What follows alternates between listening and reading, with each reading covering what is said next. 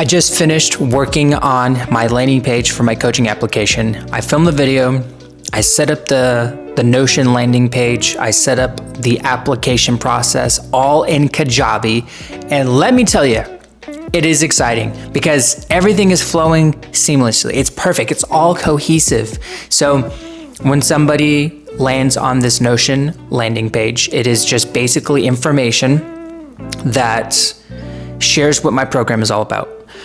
Who needs a fancy VSL or sales page, whatever it is? I'm not really interested in all that. I'm really not. I just want something simple.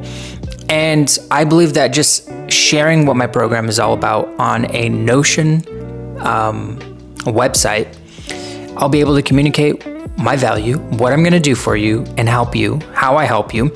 And if you're interested, you'll submit your application. That's it. That's all that you need. And so I'm really focusing on simplicity in my business because, like I say, and I've said this often, simplicity scales. So I have that all finished. I'm sending my email today at 6 p.m. and I'm adding that link into my email as a soft pitch. And the soft pitch goes like this. When you're ready, here's one way I can help you.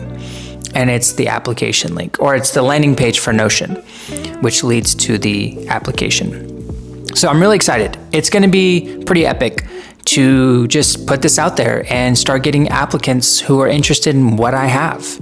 So I'm gonna keep you posted. I'm wrapping up my day today. I've pretty much did a lot of writing, a lot of planning, and just kind of moving things forward because on the 7th, this Friday, I really do want to see where we can get with these daily emails and promoting our coaching program. So we'll see how it goes. Today has been a very productive day and I'm very pleased with it. And it's only 10 o'clock. It's literally 10 o'clock and we've had a very productive day. And let me just wrap up what I have done today just to share with you and document this. So for starters, we did our writing for about 30 minutes or so, which turned into about an hour because I was continuing to write and we wrote an email, right? We got to write those emails because if you're not writing to your email subscribers, what are you doing? You need to write to your email subscribers because that is where you nurture, build trust, and that is where you pitch your offers. So that is what we did today. We wrote some emails and we're going strong with the daily emails and it's amazing because this is where you can provide so much value. And I love to write. So I'm writing every single day because I just find that this is very valuable. The other thing we were able to do today was work on our lead magnet that would provide even more value and then add in those leads who opt in into an email sequence.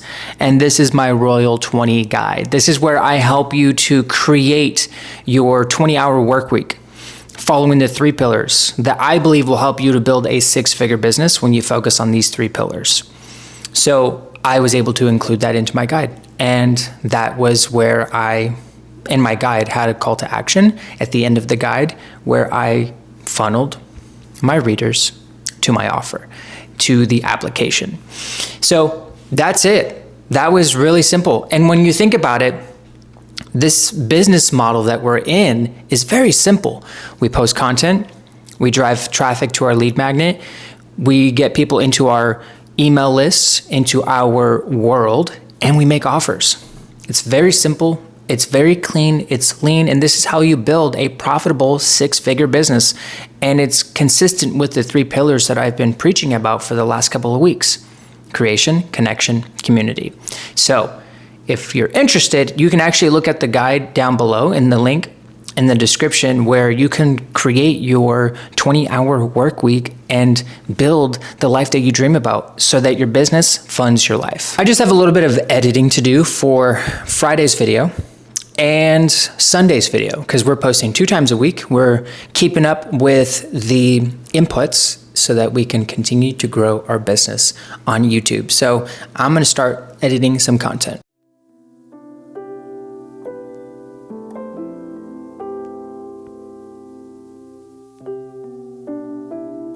Let me just tell you how good God is. I'm in here writing right now. I'm planning some content for my email and some YouTube videos, and I'm just kind of going through the Word, and I'm just reminded about how good God really is. He's always confirming everything He's telling you, and I believe it's all about faith. If you show up with faith, God will literally move in such significant ways. And I want to share something with you that I wrote that I think is going to help wherever you are in this season. And it's about faith, right? That's what it is. We're in a season of faith and sowing seeds. So in Matthew chapter 9, verse 29, Jesus heals 2 blind men. And it says, "Then he touched their eyes and said, 'Because of your faith, it will happen.'" Right? They came to him asking for healing and believing for healing. He healed them because of their faith, because of the expectation. Wherever you are in this season, it's so important to believe God for something, the promise, whatever it is you're praying for. It doesn't matter how big it is, and it doesn't matter how little it is. But come with faith and have that expectation. They came to him asking for healing, and Jesus himself said, "Because of your faith, it will happen." Just like the woman who bled for 12 years, she came to Jesus and touched the fringe of his robe because she had expectation and had faith that she would be healed.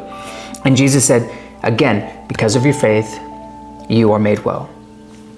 So wherever you are in this season, just have absolute certainty about whatever you're praying for and believe and have that faith. And I've mentioned this in many of my videos. And it's something that I'm really meditating on, but it's Mark chapter 11, 23 and 24. And it says, "I tell you the truth. You can say to this mountain, 'Be lifted up and thrown into the sea,' and it will happen. But you must really believe. You must really believe it will happen and have no doubt in your heart. I tell you, you can pray for anything, and if you believe that you've received it, it will be yours." This highlights our faith and our expectation and how we need to handle that doubt that's in our mind that the enemy is trying to put into your mind, because that doubt causes division. And this is what psychologists call cognitive dissonance. It's when you say you want something, but you believe something different. You feel something different. When you say that, let's say, for example, you're believing God for a successful business, or you're believing God for a house. You say, "I want this house, I'm getting a house, I'm gonna have a business," but you don't really believe it inside. You feel completely different. You're conflicted. It's the mental tension. That's what cognitive dissonance is. You say you want it, but you feel completely different, and your belief doesn't support what you're saying. And that causes that division in your faith. And it's hard for God to move when you don't have faith, because that is a spiritual law.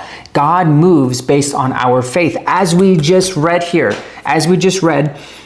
he healed them because of their faith. So we need to show up with absolute faith and certainty and have that expectation in our life, right? So I want to harp on that just really quick again on cognitive dissonance.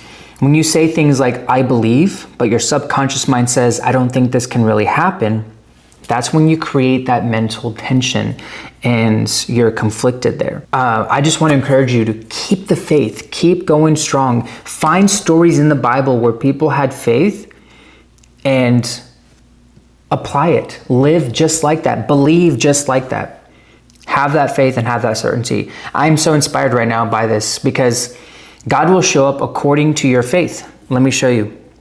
So we see this in, obviously, Matthew 9:29, "According to your faith, be it unto you." That's when he healed those blind men. Mark 11:24, as we just talked about. And then Romans 12, verse 3, "According as God has dealt to every man the measure of faith." So God will show up according to your faith. So in the season you're in, I want you to come with absolute certainty and the utmost faith that you can possibly create. And one of the things that I find very helpful in my life and in this season is I will journal my desires and my goals and give it to God. And I use that as a way to program my mind to believe what I'm praying for, to have that expectation. I was reading Isaiah today, and chapter 33, verse 3 and 5, it shares what the people of Israel are praying to God for, to be delivered from their enemy. Before, they were trusting in Egypt to be delivered. They were trusting in Egypt for, deliverance from the Assyrians when they were being held under oppression. And they finally came to their senses, and they started saying that, it said here, the enemy runs at the sound of your voice. When you stand up, the nation flees. Verse 5, though the Lord is very great and lives in heaven, he will make Jerusalem his home of justice and righteousness. They were not yet delivered from the Assyrians, but they were praying these things with expectancy and anticipation, waiting for it to happen. So that is exactly how we need to live. We need to come with that expectation and the anticipation that something is going to happen. I'm not going to lie to you right now. In the season that I'm in right now, my wife and I got rid of our couches when we moved to this apartment. And right now, we are believing for a couch. We don't have a couch right now. We have just a rocking chair. But for me, in this season, I'm believing for a couch.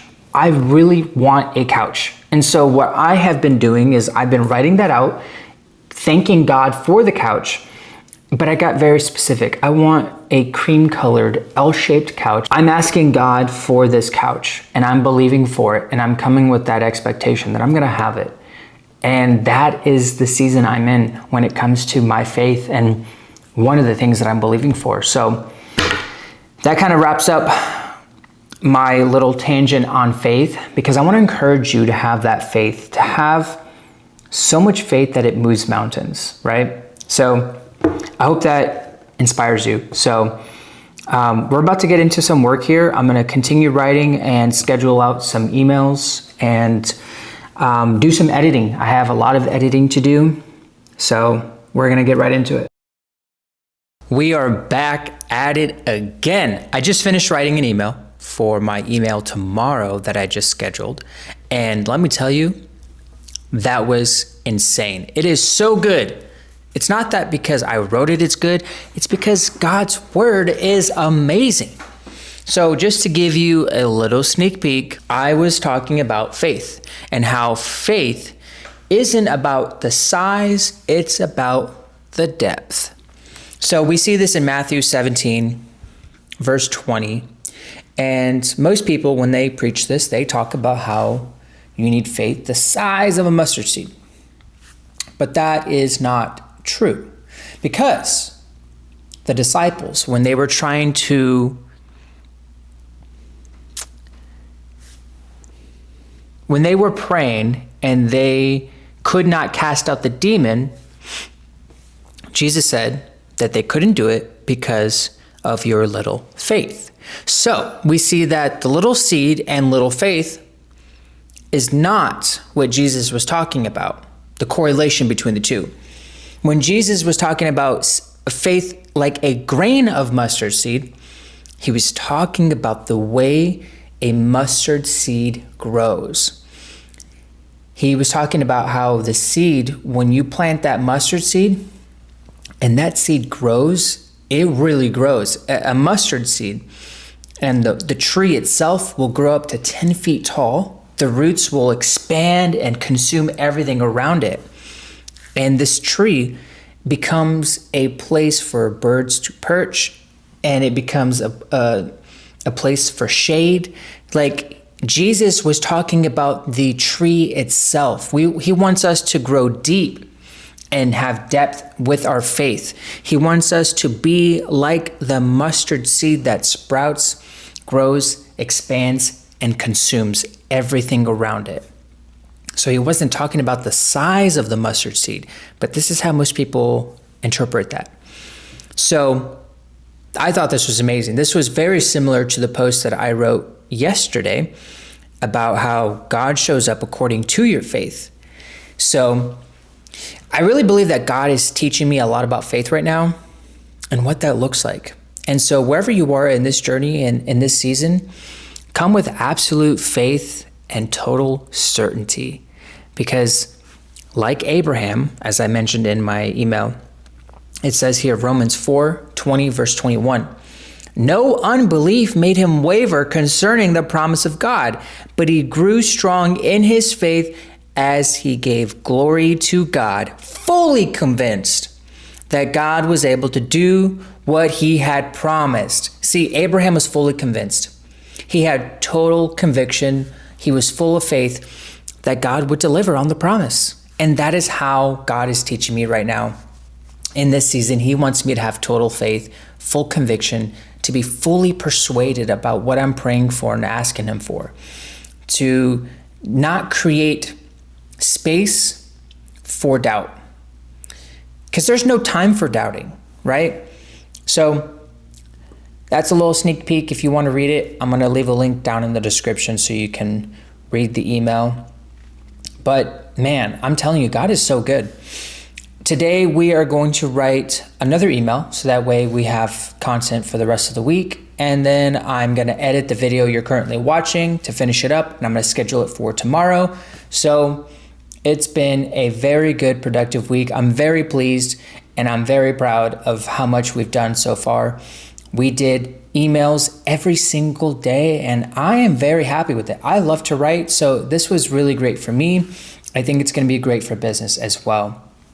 And so I'm working on a system where I can help other coaches and creators build a system for themselves, like a content ecosystem where they work, 4 hours a day. They have emails, they have YouTube content that they post every week, and it's just a cycle. That's it. That's all you got to do. Nothing else. No Instagram, no TikTok, nothing. You just got to focus on the most important pieces of your business, and you can just watch your business grow. So I'm working on that, and I'm kind of documenting that as I go along with content on here. And then also I journal and document everything in Notion. So I'm going to work on something like that, creating a system for other creators so that they can grow and scale their business by doing less. That's what it's all about. We want simplicity. I'm going to start writing my other email and then working on this video, posting a video on Sunday that's already been scheduled. And this video is about faith and psychology. So be sure to watch that video on Sunday. It is gonna blow your mind. But until then, I will see you in the next video.